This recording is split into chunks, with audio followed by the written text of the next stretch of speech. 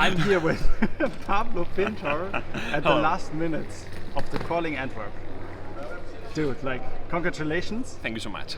I'm so happy for you. Like, it's amazing to sit here with you at this moment. It still feels a little bit unreal to me. I think so, yeah. I'm riding high now, you know, so. I remember Proto last year, you know, and now Calling. You were like the first person I ever had an interview with or something like that, so it really feels special. I think also this is a really special moment for me, and I'm also really happy that we can live this moment together. So Thank you so much. I want to talk about a little bit of your tournament experience with you. Yeah. And also we want to show off your Oldham deck profile, because this will simply be the last Oldham deck profile that we Something can to imagine. remember him by, right? Yeah, you just LL'd Oldham, and let's start off with this. Like, what does it mean to you to now Oldham is gone and you can't play him anymore? Like I'm a really big Guardian player, but I'm not a really big Oldham player, you know? Like I really want to play Bravo. It has been some dark times for the Bravo mains, because Oldham was just like Bravo but better. Like you will later see during the deck profile, that this is essentially a Bravo deck with Crown of Seeds. So yeah, that's a kind of a problem, you know. We want Bravo to break out the cycles and get some really good cards, and while Oldham was around, that couldn't be possible, you know. But Oldham is a really good deck, and yeah, I'm happy of sending him to LL, because I also sent a Chain. So yeah, it's kind of been my job lately to get these toxic heroes away. So what is the next hero you want to show LL? Well, I would love to play Bravo, as I have said, but I'm feeling you know, some kind of reminiscence. I really wanted to play Runeblade again. Yeah. So Vincent is looking really good. I miss Chain. I miss a lot of his cards. I miss his lines and his strange things he did on the board. I miss playing Carrion Husk, who I'm gonna lie to. But yeah, I'm really excited to play Runeblade again. And yeah, it is finally the time to play Bravo again. But it is also the same time that Prisma is coming back to probably destroy all Guardians, as he always does. So I'm ready to abandon him again to play Runeblade Heroes. Alright, so you already saw the spoilers from the next set for Yeah. the Runeblade cards, so you're excited about that. And Yeah, I'm really excited, because it seems like they learned about the extremely powerful ability of Chain, you know, because he had like the most important thing in card games I have seen across any card game, that is drawing more cards than your opponent. If you're drawing four per turn, but you're also getting 3 cards onto your banished zone, like you're cheating, right? You're cheating, and you also have Carrion Husk, so you're cheating 2 times in the same game. But yeah, I believe they will make something that you will have to work towards using. We have seen the Runegate keyword, Yeah. and it seems like really interesting, because you will have to work to create this rune chance to play your attacks. And I also think that she won't banish cards like Chain did. I believe she will have to work for it. And it's also kind of cool that her signature weapon uses life instead of pitching. So yeah, I'm really excited for that kind of design. alright, and coming back to Oldham, you had really 2 very interesting days. And yeah. tell me a little bit more about your matchups and how was the tournament for you? So, as I do in every tournament, I lost the first round. Like it is kind of my way of doing things, you know. Like I don't know what happens. Like the first thing my father said when I called him is like, "Why do you always lose the first game? Are you sleepy or something?" It's like, no, I don't know. Things don't line up well in my first game, never. But yeah, I lost my first game. I didn't lose my mind because of that, and I just kept playing and managed to end 7-1 during the first day. I had a lot of interesting matchups. I played against Dromais, a couple of Dromais, a lot of Lexis, Mirrors. Like it was kind of what I was prepared to play against. I had good matchups during the first day, then during this morning, I played against Tiny Slander. I was really afraid because Slander has always been a really tough matchup for Oldhim, and now we are less prepared against her. I'm not running the horn or anything like that. So yeah, but game did line up really well for me, and he had to block with both of his frost hex, and knowing that he only had one left in the deck made me change my strategy, and I needed work. Then I had like 2 really good matchups, and then I had like 2 really bad matchups. So I ended up losing my last 2 games. Happily, I was already qualified for the top 8, and I managed to squeeze in like the last one, being the 8th player. And yeah, the rest is history. I played some really good games into the top. I played against Piotr, and in the top 8, and it was an amazing Oldhim mirror. He was my last defeat on the street, so I could get my revenge. Yes. He's an amazing guy and an amazing player, and I really love all the police guys, and how cheerful they are during events, and then how many of them there are in events as well, and really envious of that. And yeah, then I played like one of probably my most tense matchups, or I was on the edge of my seat the whole game against Lexi. Lexi is usually a really good matchup for this deck, but things got out of hand incredibly. So I was like playing at 8 life since turn 4 or 5 or something like that. So I couldn't get any breathing room. I couldn't do anything other than block the whole game. But yeah, that's what you're playing Oldhim, right? So we could finally get that win. And yeah, the final against Tusuri, I believe Oldhim has a really good matchup in Tusuri. You have to be. I lost against him also during the Swiss, so I shouldn't be saying this. But yeah, as long as you're patient enough and you have like tools to fight against her, she doesn't generate as much numbers as you do. Okay, so tell me a little bit more about the finals. Like, what do you think about Uzuri and playing against Sebastian? I know Sebastian from some time ago. We played another game together, and he's a great guy. And yeah, about Uzuri, I really like Uzuri. I was thinking of playing her. I actually have tested both Arachne and Uzuri. Uzuri turned out to be a little bit better. I tested both of them for the Pro Tour, but I was afraid of facing Dromais. Like, that is one horrible matchup. Like, you cannot do anything. It's almost impossible. Even if you're running like a million poppers, it's a really bad matchup. So yeah, I do think that this is a really good deck with a really good matchup into Rangers. You are constantly putting frailties or disrupting or something like that. And when the first decks came out of Uzuri, she had a really bad Guardian matchup, but changing a few things, she can actually manage to do pretty well. I was lucky because Sebastian wasn't running Shreds. It's a pretty important card in the late game because, well, it's important in any stage of the game, but it's really more important into the late game because it can force the last couple of lives. So yeah, you have to be very disciplined in this matchup. Be really careful with your life. And yeah, it's a bluffing matchup. It's like playing against Dorinthia. You have to guess what is coming. Yeah. So yeah, it was a really cool game. All right, amazing. I also got to see it in person, so it was really fire, the atmosphere around you and around the finals table. So yeah, let's actually come to the deck profile and see like what your equipment looks like. Okay, then what you will be. Okay, so this is Oldhim, Yes. and Oldhim is tied to a card. Like, you should be playing Crown of Seeds almost every time that you're playing Oldhim. What can I say about Crown of Seeds? A lot of people have asked for it to be banned.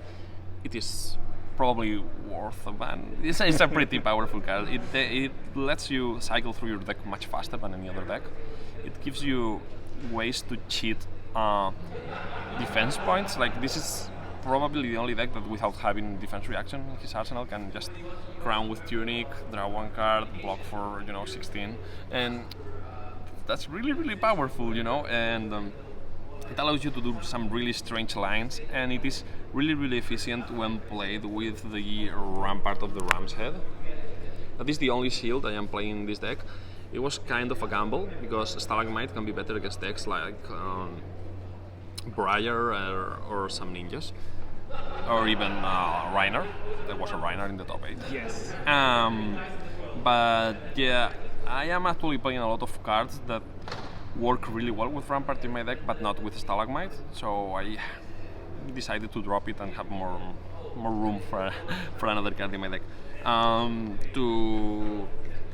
To play with the Rampart, you are forced to take the Titan's Fist. It's not a bad weapon. It is the small brother of the Winter's Wail. That was a good weapon. Way too good. But yeah, so you're playing Titan's Fist. Is not usually extremely powerful, but it does its job. And yeah, it will come as no surprise. I have mentioned it earlier, but Fyendal's Spring Tunic is really important in this matchup. You're trying to make the games go really long, to play a lot of rounds, so it gives a lot of value. And as I have said, its combination with both the Chronos if you have Arsenal or Rampart if you don't have Arsenal is really powerful. It's really good against rangers as well.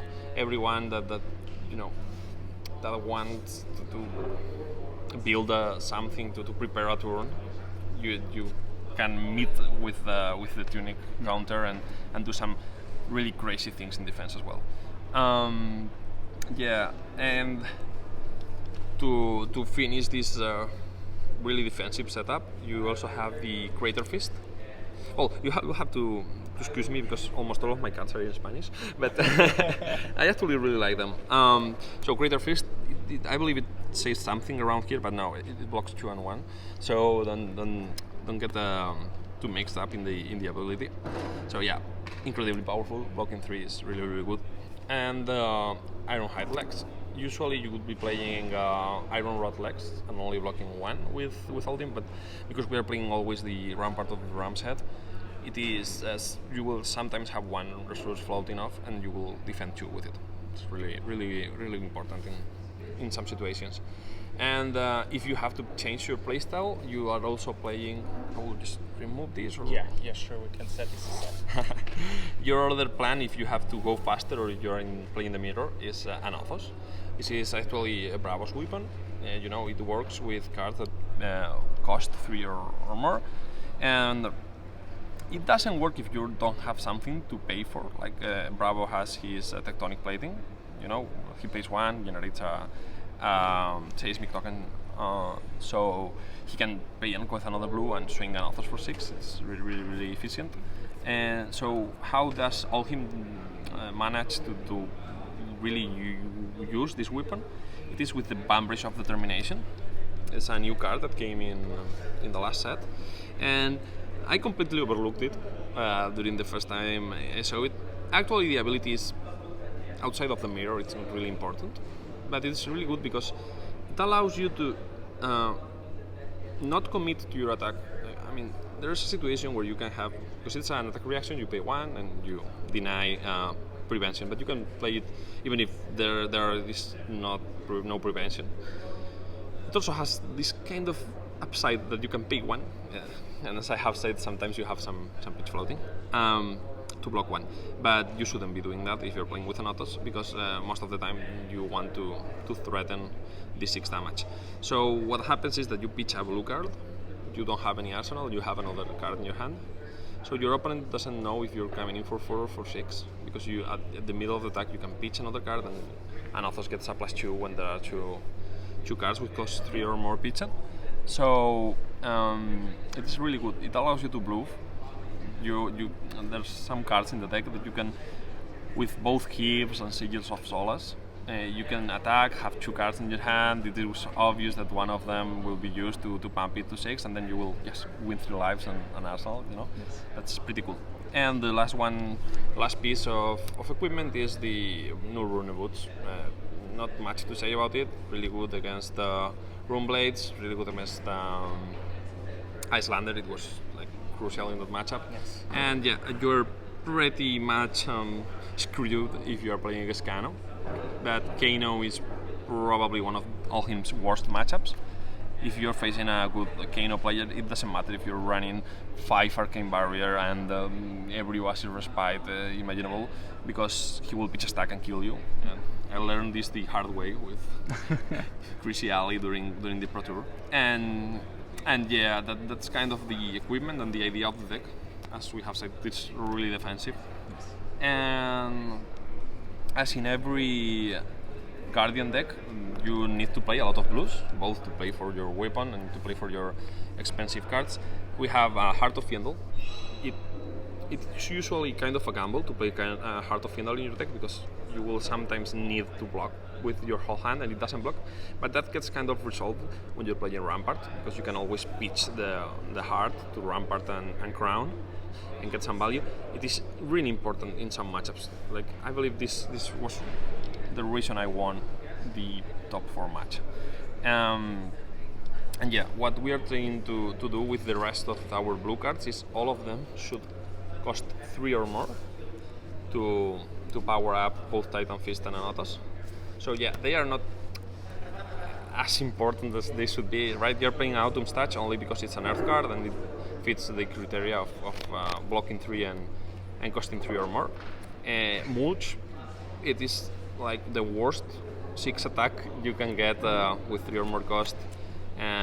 It's also a popper. You're aiming to have a lot of popper into Dromai, and it can be good if you pitch a stack it together with an Autumn's Touch and the late game. The idea is that when the deck in front of you gives you some room to breathe, it's preparing some big turn, you can always, even with your blue cards, disrupt them. And Mulch does that pretty well in the second cycle of the game. That's the same reason we are playing Chokeslam, even the blue one demands a block from Lexi. Then we are playing like my favorite card probably in the game, Macho Grande. It has a lot of strength, it is really good for Rose the Ancients, and it is a great game ender.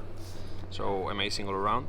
Tierra Sander, this one doesn't have any strength, but it is, as we have said, it is really disruptive. And Lexi doesn't have any equipment to block, so it always gets 2 cards from their hand. Rose the Ancients, this is kind of an exception because it only blocks for 2. You shouldn't have much cards that block 2 in your deck because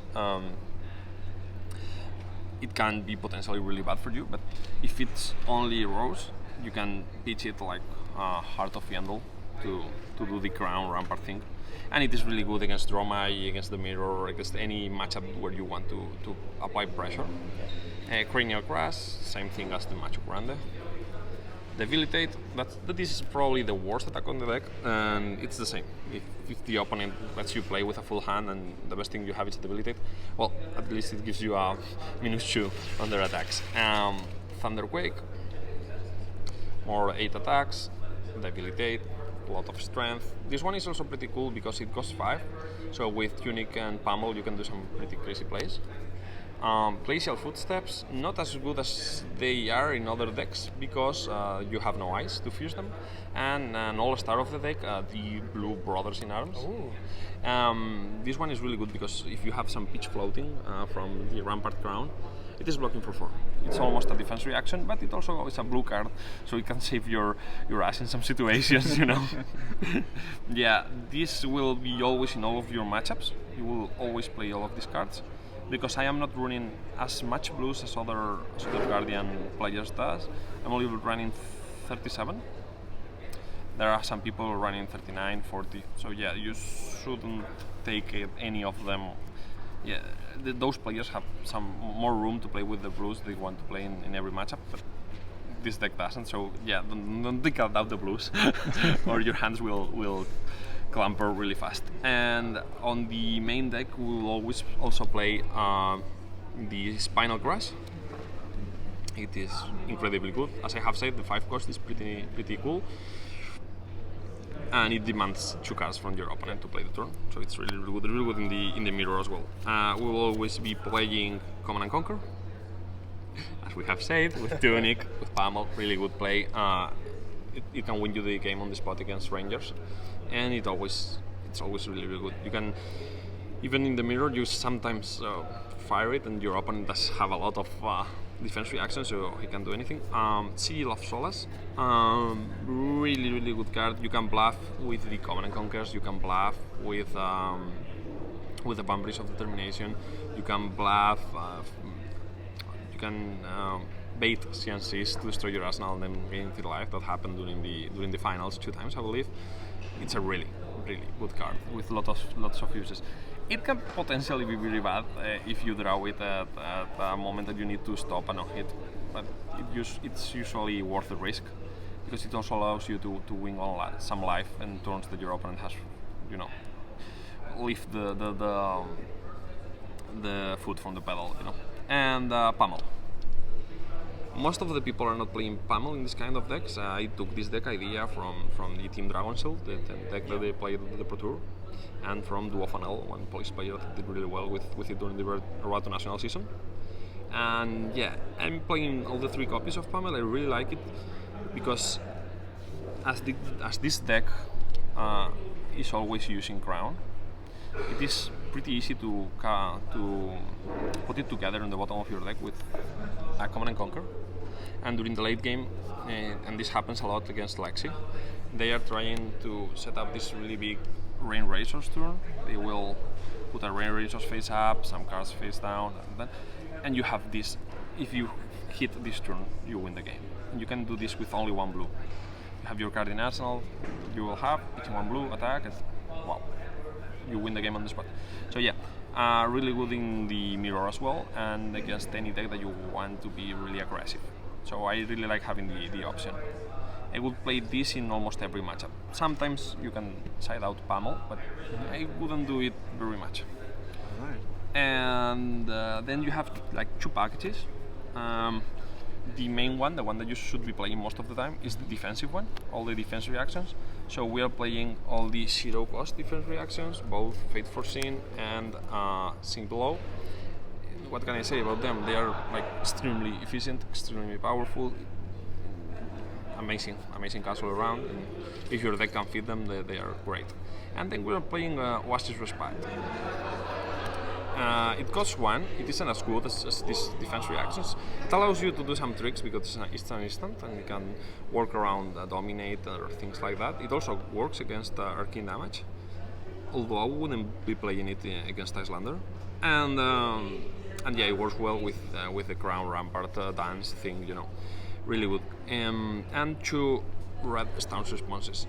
I used to play 3 of them. They are really good. They are really good into the Rain Razors turns or turns with Premeditate. In Lexi, they are really good against everything else as well. Yeah, sometimes you have to side them out, but they are really good.